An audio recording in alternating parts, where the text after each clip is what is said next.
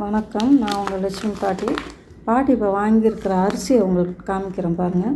இது வந்து கருப்பு கவுனி அரிசி 1 கிலோ வாங்கியிருக்கிறேன். இது வந்து மாப்பிள்ளை சம்பா, இது 1 கிலோ வாங்கியிருக்கிறேன். இந்த அரிசி இப்போ தான் புதுசாக நான் வாங்கியிருக்கிறேன் பாருங்கள். காட்டு யானம் இந்த அரிசியை வாங்கியிருக்கிறேன். என் பொண்ணுக்கு வந்து முதுகு வலி இருக்குது, அதனால் இந்த அரிசியெல்லாம் இப்போ கவுனி அரிசி அடிக்கடி கஞ்சி வச்சு கொடுக்குறனால மாப்பிள்ளை சம்பா அரிசி கவுனி அரிசியெல்லாம் வச்சு கஞ்சி வச்சு கொடுக்குறேன். டெய்லி ஒரு வேளை கஞ்சி வச்சு கொடுப்பேன். கொஞ்சம் கொஞ்சம் போட்டு ஒரு டம்ளர், சின்ன டம்ளர் வச்சுக்கோங்க. எல்லாம் கஞ்சி வச்சு கொடுத்தீங்கன்னா முதுகு வலி, மூட்டு வலி, சுகர் பேஷண்ட்டுக்காரங்களுக்கு சுகர் சுத்தமாக குறைஞ்சிரும் இந்த மாதிரியே சாப்பிட்டுட்டு வந்தீங்கன்னா. அதுக்காக தான் இந்த அரிசியெல்லாம் வாங்கியிருக்கேன். அதனால் உங்கள்கிட்டையும் காமிக்கிறேன். இது வந்து குதிரைவால், இது கொஞ்சம் வாங்கியிருக்கிறேன்.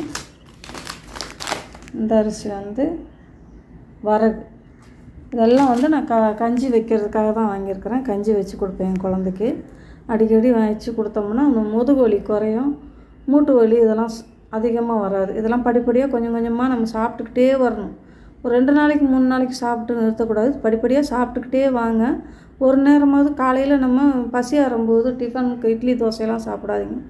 இந்த மாதிரி இது ஒரு டம்ளர் போட்டு கஞ்சி வச்சு குடிச்சிங்கன்னா உங்களுக்கு சுகரும் குறைஞ்சிரும், முதுகு வலியும் ரொம்ப குறைஞ்சிரும். அதனால தான் உங்களுக்கு இந்த வீடியோவில் சொல்லணுன்றதுக்காக சொன்னேன். இந்த அரிசியெல்லாம் வாங்கி பயன்படுத்துங்க.